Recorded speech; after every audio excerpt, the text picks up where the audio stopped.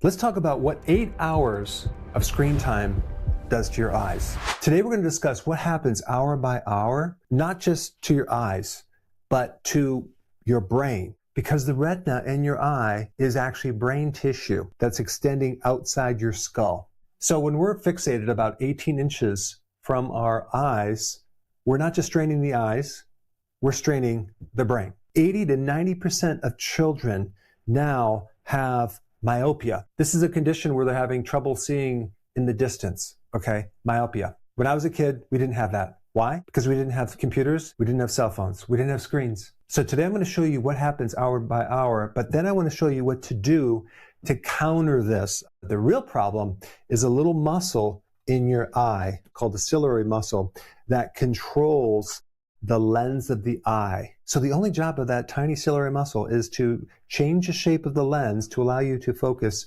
far away or near. So if you're looking at like 18 inches or 12 inches in front of you, it's like you making a fist, not just temporarily, but for 8 hours. So go ahead and make a fist right now and hold it there for 8 hours. Let's see what happens. Let's get into hour by hour.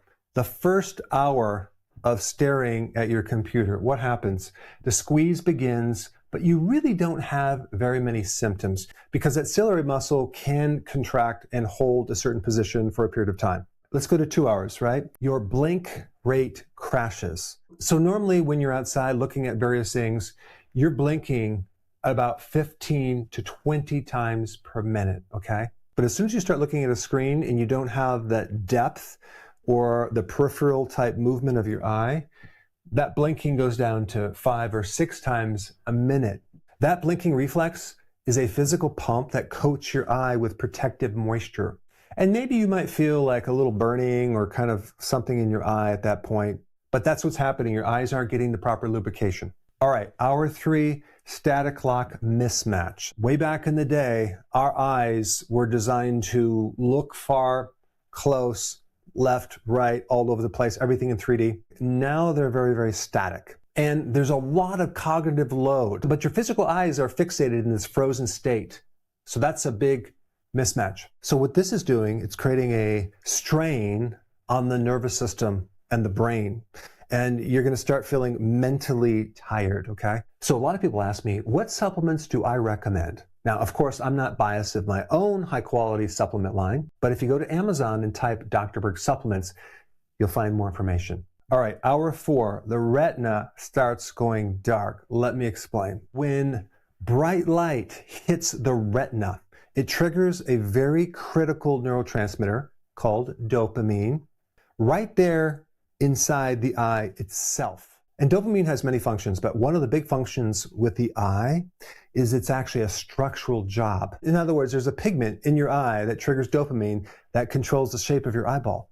And what controls the pigment is lux. What's lux? That's bright light. Now let's do a comparison. Going outside in the sun, what is the lux or brightness of that sunlight? 100,000 units versus inside your office, 300 to 500.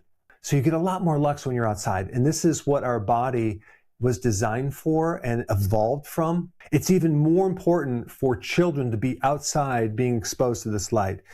And I'm not talking about looking directly into the sun, but I am talking about allowing that sun to get into the eye. And this is why people that wear sunglasses are creating another layer of deficiency of that bright light, because we need that bright light for several things. Number 1, to trigger dopamine to create the normal shape of the eyeball.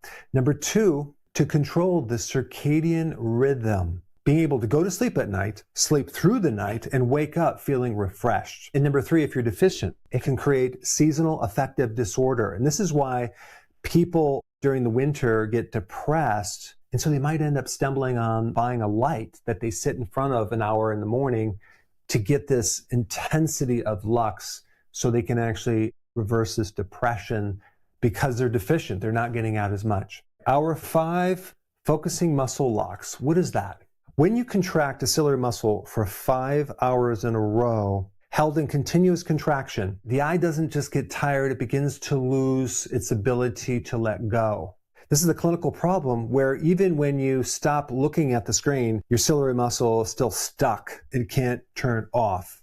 So it's acting like a cramp, like you would get in your leg. At 5 hours, they might take a break and start looking at other things and like, wow, I need my glasses. I can't see that well. It's taking longer and longer to adapt to focus on certain things. All right, hour 6, the balancing system. Sitting behind a computer, your head is kind of fixated in one location and the distance is fixed as well. This is why so many people, after a period of time of sitting there looking at the computer, feel kind of like out of it, dizzy, disoriented, that type of thing. If your environment is off, everything else struggles. It's like a fish tank. Pollute the water and the fish get sick. You could feed them the best food, you can treat every single symptom, but if the water stays toxic, nothing recovers. The body runs on 10 signals like insulin, cortisol, inflammation, sleep quality, gut function. Every one of them affects how you feel. But there is always one signal that is more broken than the rest. And until you fix that one, everything else stays stuck. I built a free 2-minute quiz that finds it for you. It tells you which one of the main signals is holding your body back right now. Click the link in the description, take the quiz, and stop guessing. Hour 7, shrinking tunnel. What does that mean? When you are outside navigating the world, there's all these things in nature that you would look at. But when you narrow that focus in, you collapse the peripheral vision, okay? So instead of operating at 180 degrees, you just only have this 30 degrees of focus. And so your sensation of peripheral vision is way down, okay? Especially over years of doing this. And then at 8 hours, we start developing damage with the shape of the eyeball, and this is called nearsightedness, in which you can't see far away as much as you used to. They did an experiment with kids, and they had them spend 80 additional minutes outside per day, and the myopia statistics just plummeted with these kids. And so we know what myopia is. It's not a mystery of how people develop it. All right, let's talk about what to do with this, okay? I can't just not work on the computer. This is what I do. I research information for videos. I'm sure you have to do computer work, but what can we do to neutralize the damage? Maybe you've heard of this 20-20-20 rule before, where every 20 minutes you would look at something 20 feet away, which is the exact distance where there's no more tension in the ciliary muscle, for about 20 seconds. While that's a really good concept, it's kind of useless if you've been doing this for a period of time. It might be a good thing to maintain your eyes, but for most people, that's not going to even be close to what you need to do, okay? It's going to take a lot more than just a 20-second shift every 20 minutes. If you only have time for one thing, you need to do this. Step outside for 20 minutes every single day. Leave your smartphone at your house and let your gaze drift wherever it goes, okay? Don't try to focus on anything. Just walk into nature for 20 minutes a day. Walk on uneven ground, on grass. I do this every single day, a little more than 20 minutes, but it's very therapeutic. Every 60 minutes, look completely away from the screen, outside your window, directly at the open sky, if that's available, or something 20 feet away for 2 to 3 minutes. Ideally, every hour, you should go outside and look into the sky just to get your eyeballs completely relaxed.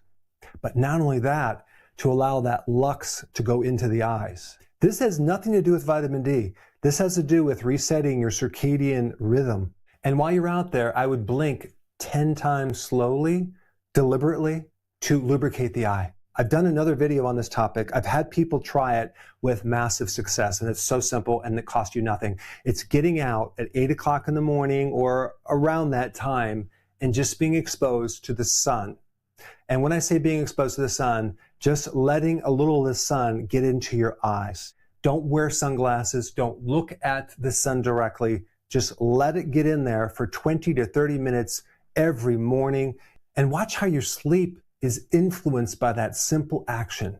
In the winter, if you can't go outside, get a Lux light and turn it on for 30 minutes in the morning right next to your computer. Since we're on the topic of light, sun, and health, if you haven't seen this interview with this doctor, you have to check it out. I put it up right here.